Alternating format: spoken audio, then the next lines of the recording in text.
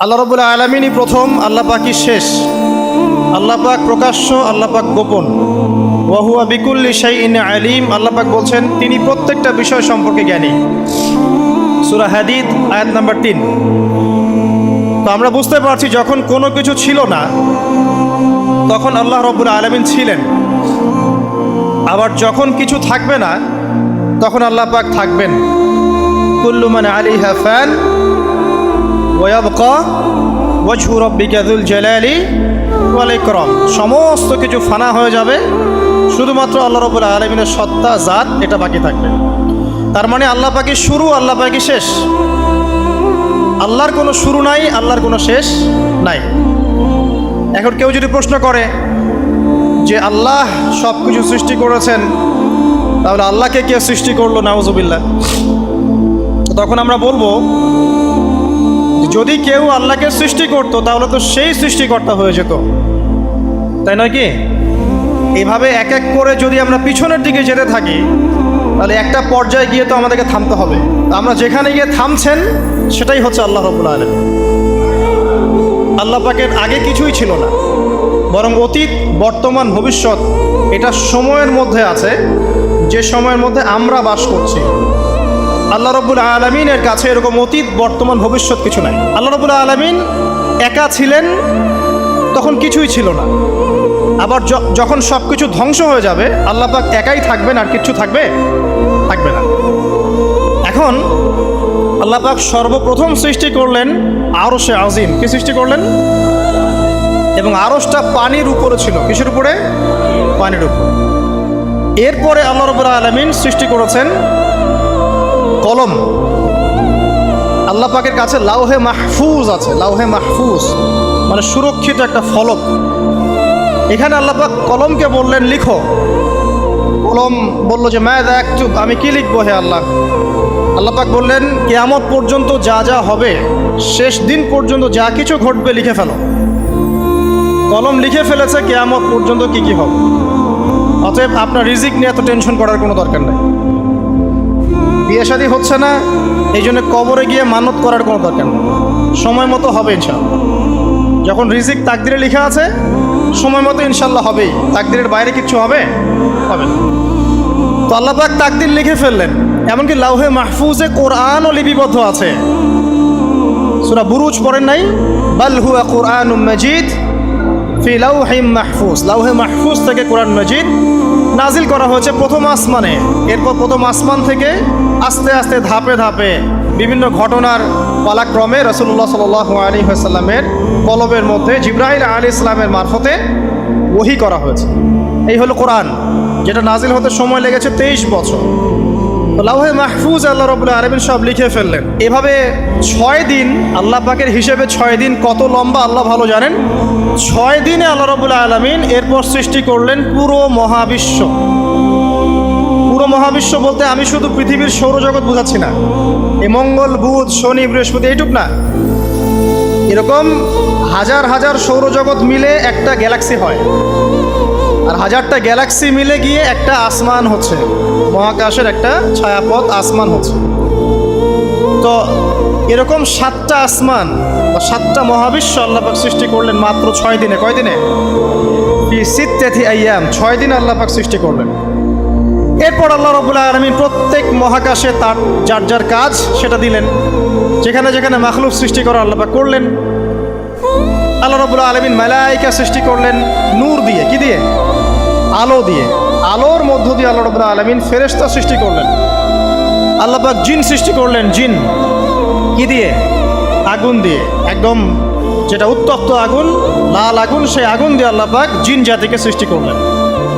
সৃষ্টি করার পর আল্লাহ রাব্বুল আলামিন জিন জাতিকে পৃথিবীতে পাঠিয়েছেন। কোথায়?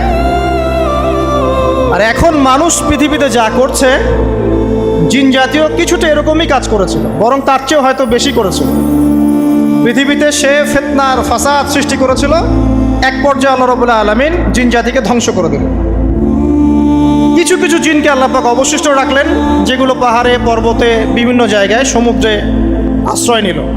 পাহাড়ি এলাকাগুলোতে জিন থাকে, গভীর সমুদ্রে জিন থাকে, জঙ্গলে জিন থাকে।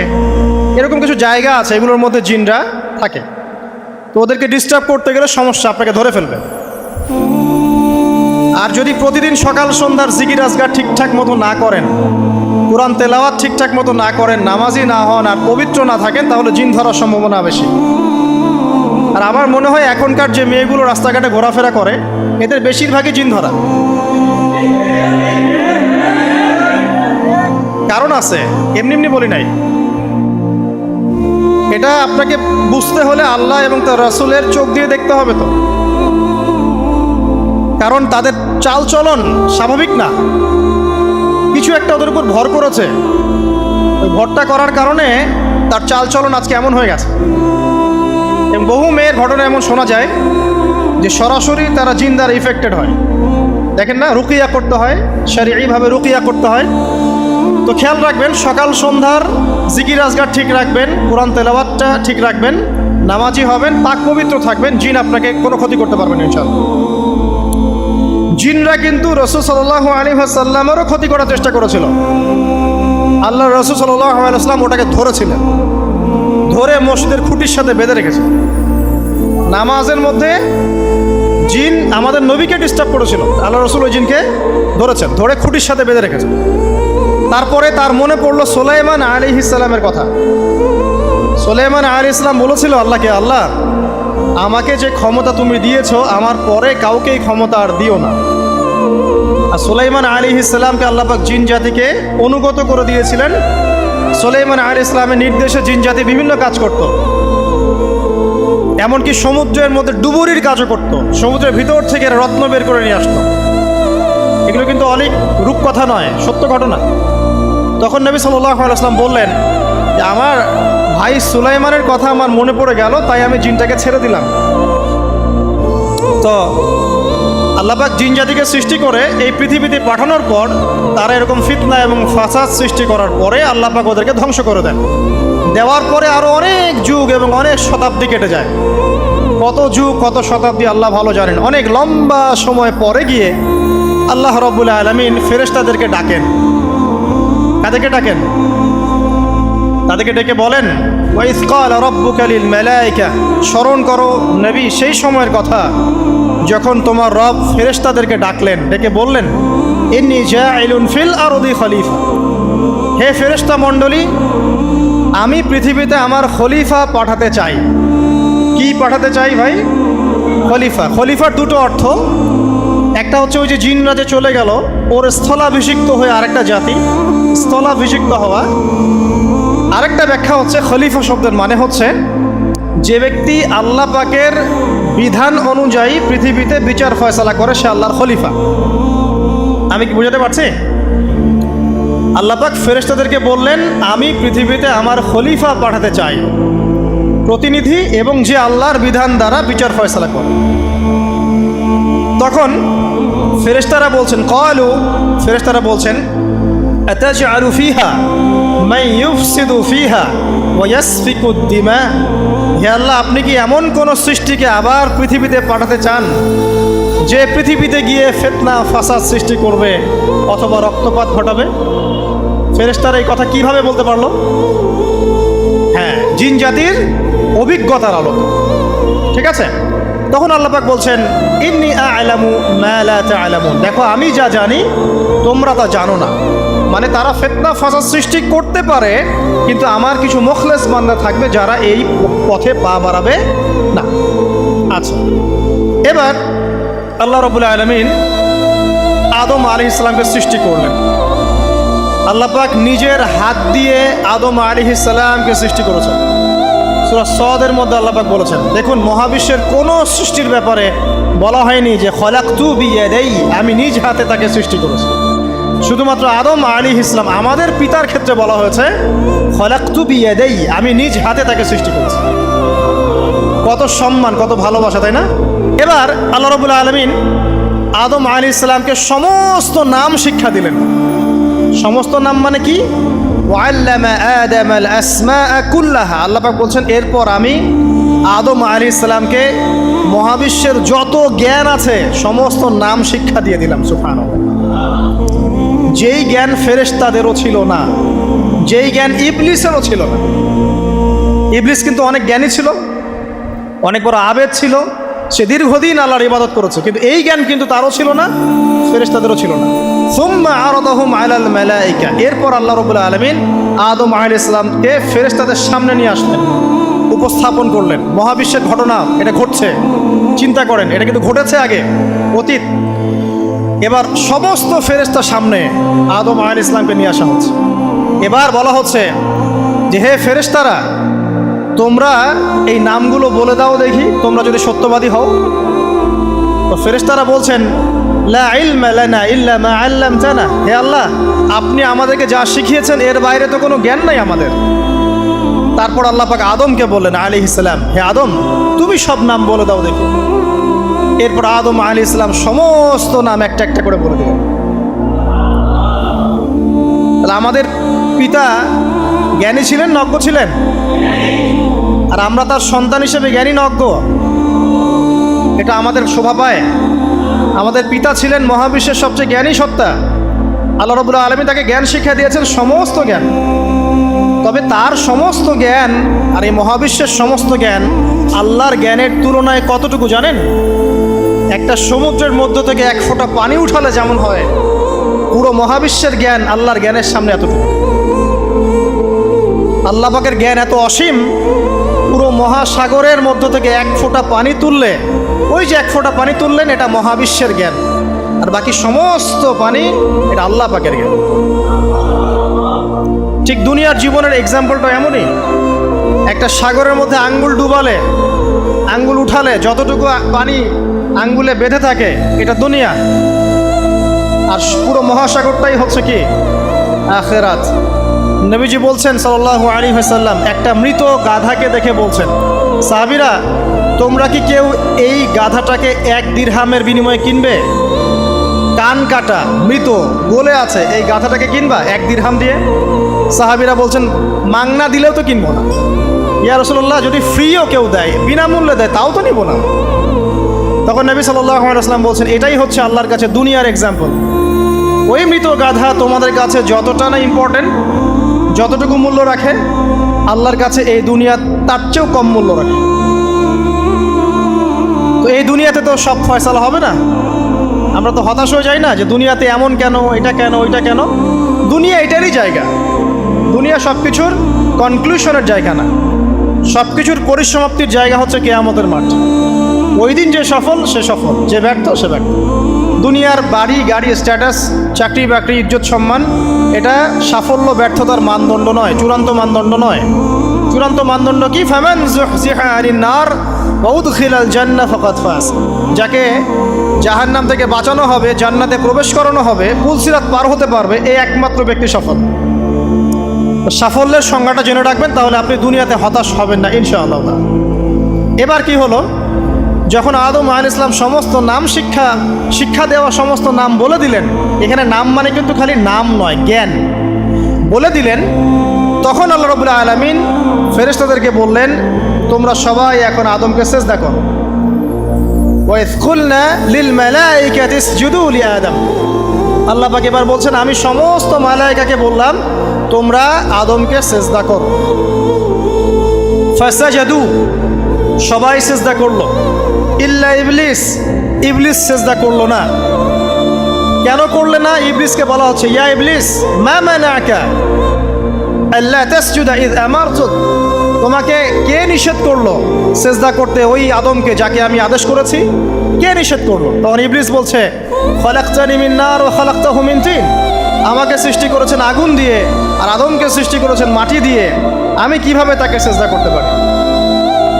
ইবলিস বলতে চাইলো যে আপনি যে বলছেন আদমকে সিজদা করো, আদম তো মাটির তৈরি, আমি তো আগুনের তৈরি, তাহলে আপনি ভুল বলছেন। নাউজুবিল্লাহ। আগুন কেন মাটির সামনে নত হবে? মাটি আগুনের সামনে নত হওয়া উচিত। তার কেয়াস হচ্ছে এমন, কেয়াস মানে কি? তার এটা কি? হ্যাঁ, তার এটা যুক্তি, তার এটা যুক্তি এবং দর্শন যে আমি কেন তাকে সিজদা করব? আমি তো আগুনের তৈরি আর আদম হচ্ছে মাটির তৈরি। তো খালাকতাহু মিন নার ওয়া খালাকতানি মিন তিন, খালাকতানি মিন নার ওয়া খালাকতাহু মিন তিন, আমাকে সৃষ্টি করেছেন আগুন দিয়ে, আদমকে সৃষ্টি করেছেন মাটি দিয়ে। আবা ওয়াস্তাকবারা, আল্লাহ পাক বলছেন সে উদ্ধত হলো এবং অহংকার প্রদর্শন করলো। আর আল্লাহ পাক অনেক কিছু মাফ করে দেন, কিছু কিছু বিষয় আল্লাহ পাক মোটেই পছন্দ করেন। তার মধ্যে একটা হচ্ছে অহংকার, তার মধ্যে একটা হচ্ছে শিরক, তার মধ্যে একটা হচ্ছে অন্যের হক নষ্ট করা, তার মধ্যে একটা হচ্ছে আদম সন্তানকে হত্যা করা, তার মধ্যে একটা হচ্ছে বৃদ্ধ বয়সে ব্যভিচার করা, তার মধ্যে একটা হচ্ছে মুরতাদ হয়ে যাওয়া। ওই যে খ্রিস্টান হয়ে যাচ্ছেন না, খালি মরেন তারপর বুঝবেন, খালি মালাকুল মউত আসুক তারপর বুঝবেন। আল্লাহ রাব্বুল আলামিন বলছেন তার রাসূলের মাধ্যমে, কেউ যদি সাক্ষ্য দেয় আল্লাহ ছাড়া কোনো মাবুদ নাই, মুহাম্মদ সাল্লাল্লাহু আলাইহি ওয়াসাল্লাম শেষ নবী, ঈসা ইবনে মারইয়াম আল্লাহর প্রেরিত নবী, আল্লাহর পুত্র নন, জান্নাত সত্য এবং জাহান্নাম সত্য, এই পাঁচটা বিষয় যদি কেউ সাক্ষ্য দেয় ইনশাআল্লাহ সে জান্নাতে যাবে, তার আমল যেমনই হোক না কেন। টাকার বিনিময়ে, চাকরির বিনিময়ে, সমাজসেবার নামে আর চিকিৎসার নামে ঈমান বিক্রি করে ফেললেন, সুবহানাল্লাহ সুবহানাল্লাহ। তোমাদের এই পৃথিবীতে বেঁচে থাকার চাইতে মাটির তলে চলে যাওয়া ভালো। আবর্জনার কোনো প্রয়োজন নাই আল্লাহর এই জমিনে। এই মুসলিম উম্মার আবর্জনার কোনো প্রয়োজন নাই। এই মুসলিম উম্মার ইমানদার সাহসী তরুণ প্রজন্মের দরকার। আল্লাহ পাক কবুল করুন, আমিন। এরপরে কি হলো?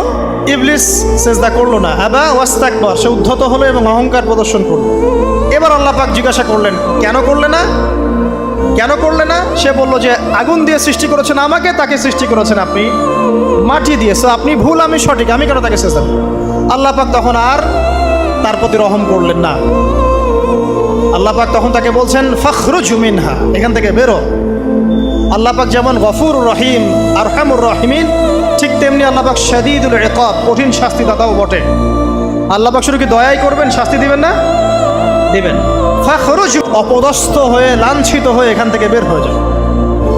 এখানে অহংকার করার অধিকার তোমাকে দেওয়া হয় না, এখান থেকে বের হয়ে যাও। এবার ইবলিস বের হয়ে যাচ্ছে। বের হয়ে যাওয়ার সময় ইবলিস বলছে রব্বি, কি বলছে? রব্বি। দেখেন ইবলিস আল্লাহকে বলছে রব্বি, মানে ইবলিস আস্তিক। ইবলিস কি আস্তিক? ইবলিস আল্লাহ বিশ্বাস করে। ইবলিস বলছে রব্বি, হে আমার রব, আনজিরনি ইলা ইয়াউমি ইউবআসুন, আমাকে কিয়ামত দিবস পর্যন্ত অবকাশ দেন। আমাকে তো বের করে দিচ্ছেন, ঠিক আছে, আমাকে কিয়ামত দিবস পর্যন্ত অবকাশ দেন। শব্দ চয়ন হচ্ছে রব্বি, হে আমার রব, মানে ইবলিস কিন্তু নাস্তিক না। তাহলে এখন যারা এই যে এথিজমে বিশ্বাস করছেন, আসলে এরা কেউ নাস্তিক না, এরা ইসলাম বিদ্বেষী। কখনো দেখবেন না তাদেরকে অন্য ধর্মের কোনো বিষয় নিয়ে কটু মন্তব্য করছে, প্রশ্ন উত্থাপন করছে, এমনটা খুব কমই দেখবেন। এদের যত মাথা ব্যথা ইসলাম নিয়ে। এখানে দেখেন ইবলিসের কথা বলছি, ইবলিস কিন্তু আস্তিক। ইবলিস কি বলছে? রব্বি আনজিরনি ইলা ইয়াউমি ইউবআসুন, হে আমার রব। ইবলিস জানে যে আল্লাহ তার রব। ওই যে সূরা হাশরের শেষের দিকে পড়ে দেখবেন ইবলিস বলে উকফুর, তোমরা কুফরি করো। তারপরে মানুষ যখন কুফরি করে সে বলে আমি ইন্নী আখাফুল্লাহ রাব্বাল আলামিন, আমি আল্লাহকে ভয় করি যে জগৎ সমূহের প্রতিপালক। শয়তানকে মানুষকে জিজ্ঞাসা করবে জাহান্নামীরা, তুমি আমাদেরকে পথভ্রষ্ট করেছো। শয়তান বলবে আমি কিচ্ছু করি নাই, আমি তোমাদেরকে কোনো কাজে ফোর্স করি নাই, আমি শুধু তোমাদেরকে ওয়াসওয়াসা দিয়েছি, তোমরা নিজেরাই কাজ করছো। ফালা তালুমুনি ওয়ালুমু আনফুসাকুম, সূরা ইব্রাহিম পড়ে দেখেন। শয়তান বলবে তোমরা আমাকে লানত করো না, নিজেদেরকেই লানত করো, আমি তো তোমাদেরকে বাধ্য করে কাজ করাই নাই, তোমরা নিজেরাই করেছো এই কাজগুলো। আসুন সামনে যাই। এবার আল্লাহ পাক যখন ইবলিসকে বের করে দিলেন, সে বলছে আমাকে কিয়ামত পর্যন্ত অবকাশ দিন। কিয়ামত পর্যন্ত অবকাশ নিয়ে ইবলিস কি করবে? উত্তর, ইবলিস বলছে ফাবিমা আগওয়াইতানি, হে আল্লাহ, যে কারণে বা যে আদমের কারণে আপনি আমাকে এখান থেকে বের করে দিলেন, লাআকউদান্না লাহুম সিরাতাকাল মুস্তাকিম, আমি সে আদম সন্তানের সরল পথে ওত পেতে বসে থাকব। শয়তানের কথা কি মনে থাকবে যুবক ভাইরা? শয়তানের চ্যালেঞ্জ কি? আমি আদম সন্তানের সরল পথে ওত পেতে বসে থাকবো, মানে আমার আপনার সবার পথে সে ওত পেতে বসে আছে। এটা যদি মাথায় থাকে তাহলে জীবনে চলা সহজ হয় না? আচ্ছা, আর কি করবো? সুম্মা লাআতিয়ান্না মিন বাইনি আইদিহিম, শুধু বসেই থাকবো না, আমি আসবো তাদের সামন থেকে, ওয়া মিন খালফিহিম, তাদের পিছন থেকে, ওয়া আন আইমানিহিম, তাদের ডান দিক থেকে, ওয়া আন শামাইলিহিম, তাদের বাম দিক থেকে, ওয়ালা তাজিদু আকসারাহুম শাকিরিন, হে আল্লাহ আপনি বেশিরভাগ আদম সন্তানকে শুকরগুজার পাবেন না। কার কথা? শয়তানের এই কথাটা কি সত্য না মিথ্যা? এখন বেশিরভাগ লোক নামাজ পড়ে না পড়ে না? পড়ে পড়ে না। বেশিরভাগ মুসলিমের দাড়ি আছে না নাই? বেশিরভাগ মুসলিম সুদ খায় না খায় না? এখন বেশিরভাগ তরুণ প্রজন্মের জেনায় আছে না নাই? পর্নোগ্রাফি সবাই দেখে না দেখে না? অন্যের সম্পদ আত্মসাৎ মানুষ করছে না? দুর্নীতি করছে না? ঘুষ খাচ্ছে না? ইসলামের বিধান 100% পালন করে কত পার্সেন্ট মানুষ? খুব কম। আচ্ছা বাদ দেন এত বড় বড় কথা, শুধু কোরআনুল কারীম তেলাওয়াত করতে পারে কতজন মানুষ? বলি না আমরা 90% মুসলিমের বাংলাদেশ, তো 90% মুসলিমের বাংলাদেশে কত ভাগ মুসলিম কোরআন তেলাওয়াত করতে পারে? একটা শুমারি করে দেখেন, কোরআন শুমারি, এটা কোরআন শুমারি করে দেখেন যে কত পার্সেন্ট মুসলিম শুদ্ধ করে কোরআন পড়তে পারে। যারা পড়তে জানে তাদেরও পড়া যে কত ভুল আছে আলেম ওলামার কাছে গেলে বুঝতে পারবেন। আর এই ভুলের কারণে যে অর্থ কত পরিবর্তন হচ্ছে আপনি তো জানেনই না। তো এই যে শয়তান বলেছে ওয়ালা তাজিদু আকসারাহুম শাকিরিন, আপনি বেশিরভাগকেই শুকরগুজার পাবেন। তো কথা সত্য না মিথ্যা? দেখেন ও কিন্তু তার মিশনের মধ্যে ঠিকই আছে। কথা যে সত্য তার প্রমাণ সহিহ বুখারীর একটা হাদিস, যেটা 4 বার এসেছে বুখারীর মধ্যে, যে আদম আলাইহিস সালামকে ডাকা হবে কিয়ামতের মাঠে, ডেকে বলা হবে তোমার সন্তানদের মধ্য থেকে জাহান্নামীদেরকে আলাদা করে দাও। আদম আলাইহিস সালাম বলবেন কতজনকে আলাদা করে দিব? আল্লাহ পাক বলবেন প্রতি 1099 জনকে জাহান্নামের জন্য আলাদা করে দাও। শয়তানের কথা ঠিক না বেঠিক? এবার আল্লাহ রাব্বুল আলামিন তাকে বের করে দিলেন। ইবলিস এবার বের হয়ে গেল, চ্যালেঞ্জও করলো। এবার আল্লাহ পাক আদম আলাইহিস সালামকে ডেকে বলছে ইয়া আদম, এবার আদম আলাইহিস সালামের এই যে পাঁজর মানে বুকের পাঁজর, এখান থেকে তার সঙ্গিনীকে সৃষ্টি করা হয়। কারণ আদম আলাইহিস সালাম একাকী ছিলেন, একা কি থাকা যায়? একা থাকতে কষ্ট হয় না? একজন জীবন সঙ্গী লাগে না? তো আদম আলাইহিস সালামের এই বাম পাঁজরের হাড় থেকে হাওয়া আলাইহিস সালামকে সৃষ্টি করা হয়।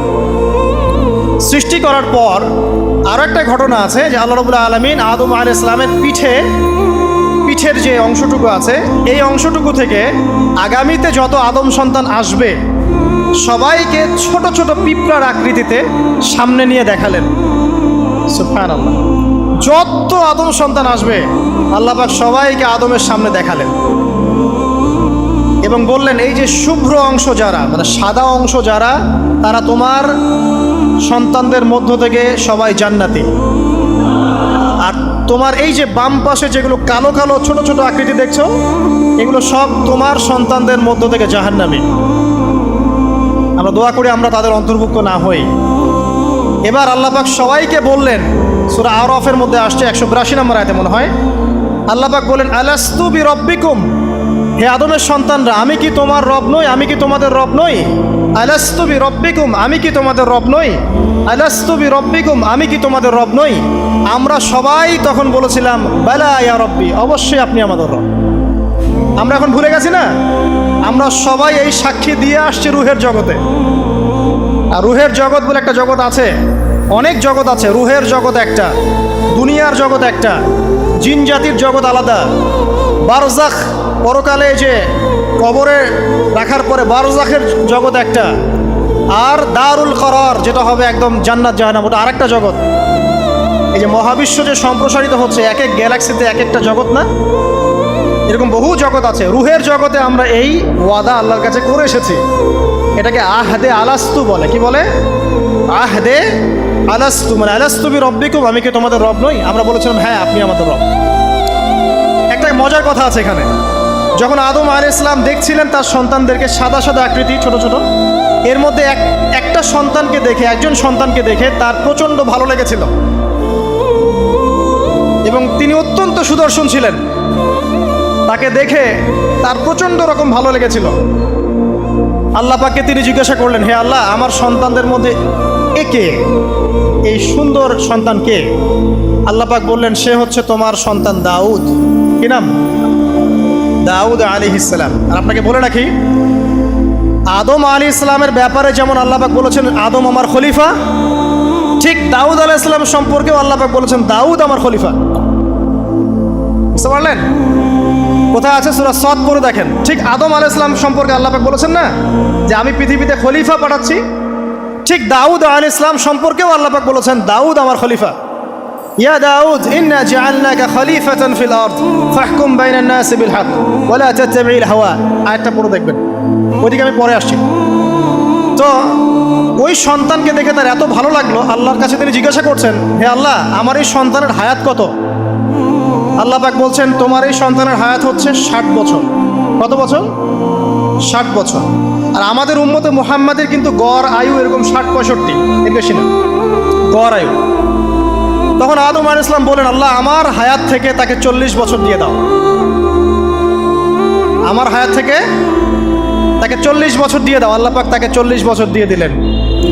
তাই আদম আলাইহিস সালামের 1000 বছর হায়াত হয়ে গেল 960 বছর, আর দাউদ আলাইহিস সালামের 40 বছর হায়াত হয়ে গেল 100 বছর। এখন আসেন এই জায়গায় যে আদম আলাইহিস সালাম এবং দাউদ আলাইহিস সালাম দুইজনকে আল্লাহ পাক কি বলেছেন? খলিফা। খলিফা কে? খলিফা কাকে বলে? এটা একটু শুনে নি ছোট্ট করে। সূরা সদ পড়বেন 24 কি 26 নম্বর আয়াত। আল্লাহ পাক বলছেন ইয়া দাউদ, হে দাউদ খলিফার কাজ কি এটা শোনেন। হে দাউদ ইন্না জাআলনাকা খলিফাতান ফিল আরদ, নিশ্চয়ই আমি আল্লাহ তোমাকে পৃথিবীতে খলিফা করেছি। কি করেছি? খলিফা করেছি। তোমার কাজ কি? ফাহকুম বাইনান নাসি বিল হক, মানুষের মাঝে আল্লাহর বিধান দ্বারা হকের মানদণ্ডে বিচার ফয়সালা করবে। আর আল্লাহর খলিফার দায়িত্ব কি? আল্লাহর বিধান দ্বারা বিচার ফয়সালা করা। ওয়ালা তাত্তাবি'ল হাওয়া, তুমি নিজের প্রবৃত্তির অনুসরণ করবে না। ফায়ুদিল্লাকা আন সাবিলিল্লাহ, তাহলে তোমাকে এটা সরল পথ থেকে বিচ্যুত করে দেবে। ইন্নাল্লাযীনা ইউদিল্লুনা আন সাবিলিল্লাহ, নিশ্চয় যারা আল্লাহর পথ থেকে বিচ্যুত হয়ে যায়, লাহুম আযাবুন শাদীদ, তাদের জন্য কঠিন শাস্তি আছে। বিমা নাসু ইয়াউমাল হিসাব, এই কারণে যে তারা হিসাবের দিনটা ভুলে গেছে। এই আয়াত থেকে খলিফার ফাংশন বুঝতে পারলেন? খলিফার ফাংশন কি? আপনি যা ইচ্ছা তাই ফয়সালা করবেন, নিজের মন গড়া যা ইচ্ছা রচনা করবেন। ফাহকুম বাইনান নাসি বিল হক, মানুষের মধ্যে হকের মানদণ্ডে বিচার ফয়সালা করো। হকটা কি জিনিস? আমার দর্শন হক, আমার ফিলোসফি হক, আমার যুক্তি, আমার বিজ্ঞান, এগুলোই হকের মানদণ্ড। হকের মানদণ্ড কি? কোথায় উত্তর আছে? কোরআনেই উত্তর আছে। কোন সূরা? সূরা কাহফ। কত নম্বর আয়াত? আয়াত নম্বর 29। আল্লাহ পাক বলছেন ওয়াকুলিল হাক্কু মির রাব্বিকুম, হক সেটাই যা তোমার রবের পক্ষ থেকে নাজিল। কথা কি ক্লিয়ার? হক কি জিনিস? যা তোমার রবের পক্ষ থেকে নাজিল হয়। ফামান শাআ ফালইউমিন, যার ইচ্ছা হয় সে স্বীকার করুক। ওয়ামান শাআ ফালইয়াকফুর, যার ইচ্ছা হয় সে অস্বীকার করুক। ইন্না আ'তাদনা লিয-যালিমিনা নারান, অস্বীকারী জালেমদের জন্য আমি আগুন প্রস্তুত করে রেখেছি। তো এখানে আপনি হকের সংজ্ঞা পেলেন এবং হকের মানদণ্ডে বিচার ফয়সালা করলে পরে খলিফা হয়। যদি আল্লাহ পাকের হকের মানদণ্ডে কেউ ফয়সালা না করে সে আল্লাহর খলিফা নয়, সে শয়তানের খলিফা। কথা কি ক্লিয়ার? আচ্ছা, এখন যদি আপনি বাধ্য হন কোনো ক্ষেত্রে সেটা আলাদা বিষয়, বাধ্য হয়েছেন সেটা আলাদা বিষয়, কিন্তু আকীদা স্পষ্ট থাকতে হবে যে আল্লাহ রাব্বুল আলামিনের বিধান চূড়ান্ত, এর উপর কোনো বিধান নাই। এখন আপনি আদম এবং দাউদ আলাইহিস সালামের মধ্যে একটা সম্পর্ক বুঝতে পারলেন। এবার আল্লাহ পাক আদম আলাইহিস সালামকে ডাকলেন, ডেকে বলছেন আদম এবং হাওয়া, তোমরা দুজন উসকুন আনতা ওয়া যাওজুকাল জান্নাহ, এবার তুমি আর তোমার স্ত্রী হাওয়া তোমরা জান্নাতে থাকো। ফাকুলা মিনহা রাগাদান হাইথু শি'তুমা, জান্নাতের যেখান থেকে ইচ্ছা তোমরা ফল খাও বা যা ইচ্ছা তাই করো, সব কিছু উন্মুক্ত তোমাদের জন্য জান্নাতে। একটা বিষয়, ওয়ালা তাকরাবা হাদিহিশ শাজারা, এই যে গাছটা দেখছো এই গাছের কাছেও যাবে না। এখানে শব্দ এমন না যে গাছের ফল খাবে না, শব্দ হচ্ছে এমন গাছের কাছেও যাবে না। যেমন ওয়ালা তাকরাবু জিনা, জেনা করবে না আল্লাহ পাক বলেননি, বলেছেন জেনার কাছেও যাবে না। ওয়ালা তাকরাবু মাল আল ইয়াতিম, ইয়াতিমের মাল খাবে না আল্লাহ পাক বলেন নাই, আল্লাহ বলছেন ইয়াতিমের মালের কাছেও যেও না। আমি কি বুঝাতে পারছি? এই গাছের কাছেও যেও না। এবার জান্নাতে তারা থাকতে লাগলেন। এবার ইবলিস তো আর হাল ছেড়ে দেয় নাই, সে কি বলেছিল? ডান বাম সামন পিছন সব দিক থেকে আসবে। সে এসে ওয়াসওয়াসা দেয়। কি ওয়াসওয়াসা দেয়? হে আদম হাল আদুল্লুকা, আমি কি তোমাকে বলে দিব আলা শাজারাতিল খুলদ ওয়া মুলকিন লা ইয়াবলা, হে আদম, আমি কি তোমাকে বলে দিব এমন একটা গাছের কথা, যেই গাছের ফল খেলে পরে তুমি চিরস্থায়ী জীবন লাভ করবে, কোনো দিন মারা যাবে না। এই চিরস্থায়িত্বের টোপ দিচ্ছে কে? এই চিরস্থায়ী ক্ষমতার টোপে মানুষ পথ হারাচ্ছে না পৃথিবীতে।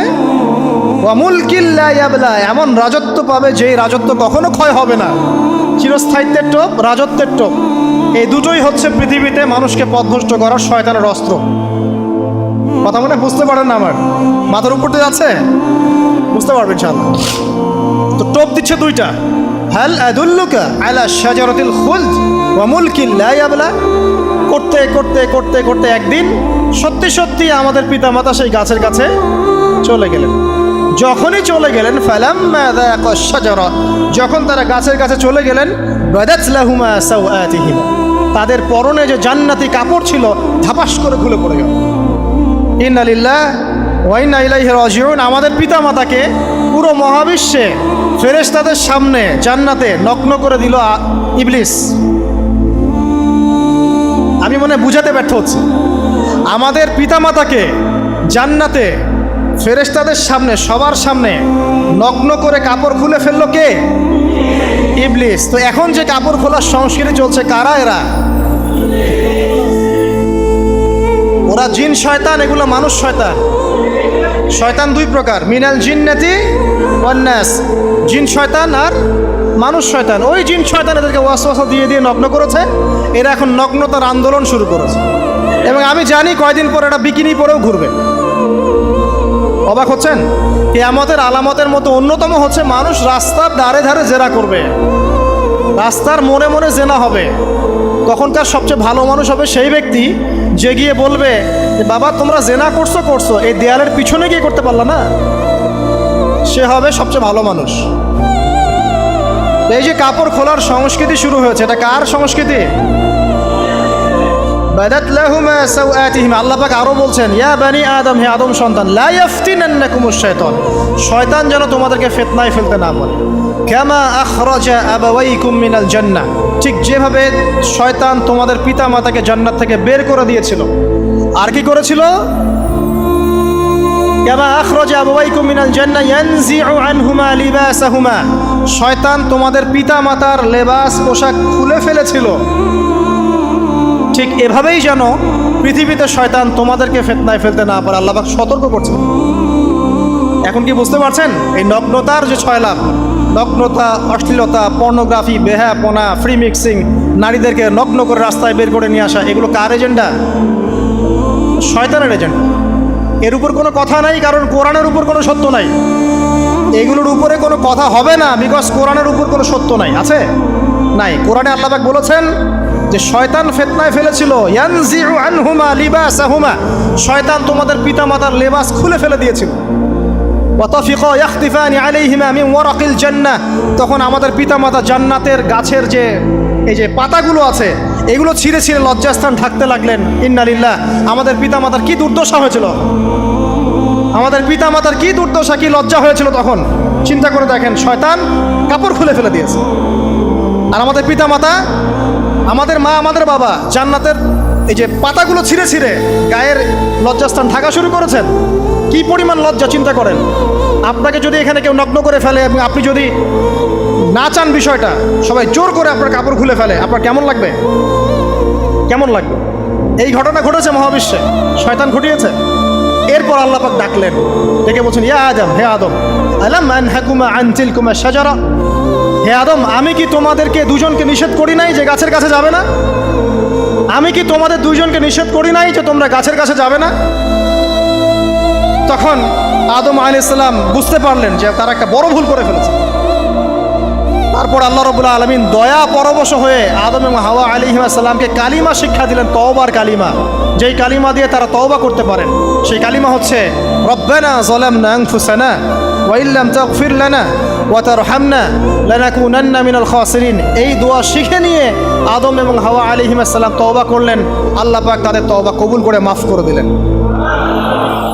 কিন্তু জান্নাতে আর থাকা হলো না। আল্লাহ পাক বলেন, কুল নাহবিতু মিনহা জামিআ, এবার তোমরা সবাই মিলে এখন পৃথিবীতে নেমে যাও।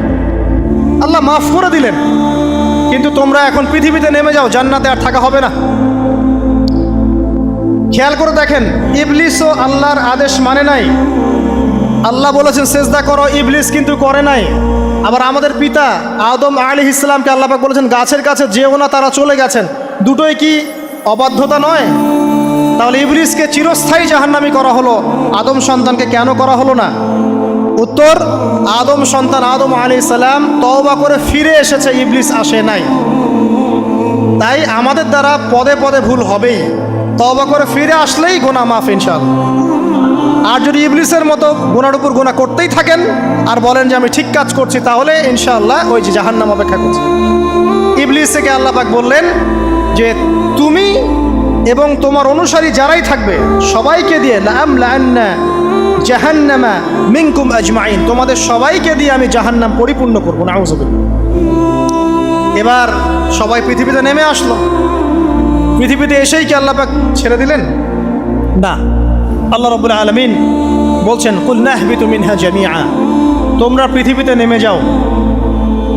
ফাইম্মা ইয়াতিয়ান্নাকুম মিন্নি হুদান, দুনিয়াতে যাচ্ছ যাও, তবে মনে রেখো যে আমার পক্ষ থেকে তোমাদের কাছে হেদায়েতের বাণী আসবে।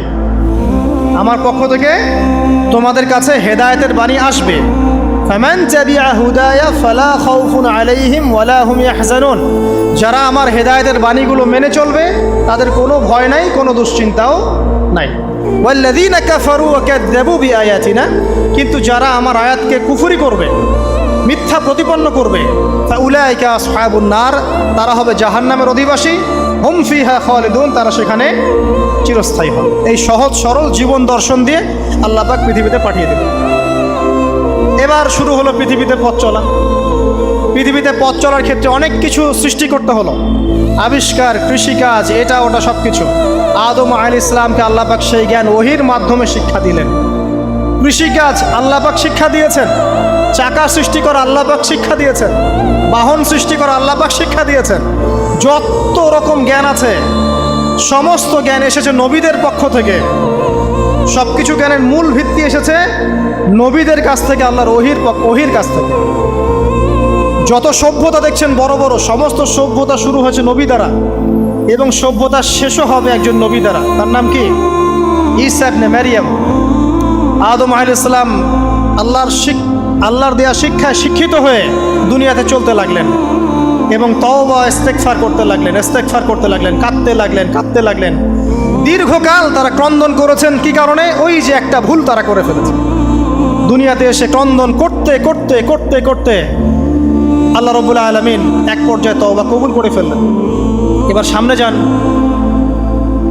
তাদের সন্তান হলো হাবিল এবং কাবিল। নাম শুনেছেন? শোনেন নাই? হাবিলের কুরবানি কবুল হয়, কাবিলের কুরবানি কবুল হচ্ছে না। বিকজ কাবিল এর কুরবানির মধ্যে ইখলাস নাই। ভাইয়ের কুরবানি কেন কবুল হচ্ছে, আমারটা কেন হচ্ছে না? হিংসার বশবর্তী হয়ে কাবিল হাবিলকে হত্যা করে ফেললো। নবী পরিবারের সদস্য হয়েও কাবিল এরকম অন্যায় করে ফেলল। আর কি হলো? রাসূল সাল্লাল্লাহু আলাইহি সাল্লাম বলেছেন, পৃথিবীতে যত মানুষ অন্যায়ভাবে নিহত হবে, পৃথিবীতে যত মানুষ অন্যায়ভাবে খুন হবে, সমস্ত খুনের পাপের একটা অংশ কাবিলের আমলনামায় যুক্ত হবে। কারণ সেই প্রথম খুন চালু করেছে। এই যে আজকে গুনাহে জারিয়া চালু করছেন না, সুদী এনজিও, সুদী সমিতি, সিনেমা হল, এইটা ওইটা, মদের বার, যত গুনাহে জারিয়া চালু করছেন, মৃত্যু হবে, কবরে যাবেন ঠিকই, কিন্তু গুনাহ কমবে না ইনশাআল্লাহ। মনে করেন একজন নগ্ন ছবিতে অভিনয় করেছে, ঠিক আছে, এখন নাই পৃথিবীতে, বা কেউ অশ্লীল গান বাজনা করে দুনিয়া থেকে বিদায় নিয়েছে, দুনিয়াতে তার গান এখনো বাজছে, সে কবরে শুয়ে শুয়েই সেই গুনাহগুলো পাচ্ছে। ঠিক আপনি যদি এখন ভালো কোনো কাজ করেন, দিনই কোনো ভালো কাজ করেন, মসজিদ হোক, মাদ্রাসা হোক, ইয়েতিমখানা হোক, বিধবাদের কোনো প্রকল্প হোক, বৃদ্ধাশ্রম হোক, মানবতার কোনো কল্যাণমূলক কাজ হোক, মৃত্যুর পরেও ইনশাল্লাহ আপনি নেকি পেতে থাকবেন। সদকায়ে জারিয়া আর গুনাহে জারিয়া ভালো করে বুঝবেন। একটা গুনাহ করে মাফ নেওয়া আলাদা বিষয়, আর গুনাহ চলতে থাকাটা আর একটা বিষয়। আল্লাহ আমাদেরকে হেফাজত করুন, আমিন। নবী পরিবার এগিয়ে গেল এবং তাদের সময়ে তারা শুধু ক্রন্দন করেছেন, ইবাদত করেছেন, আল্লাহর কাছে ইস্তেগফার করেছেন এবং ওই যে জান্নাতে ফিরে যাওয়ার জন্য তারা আপ্রাণ চেষ্টা করেছেন।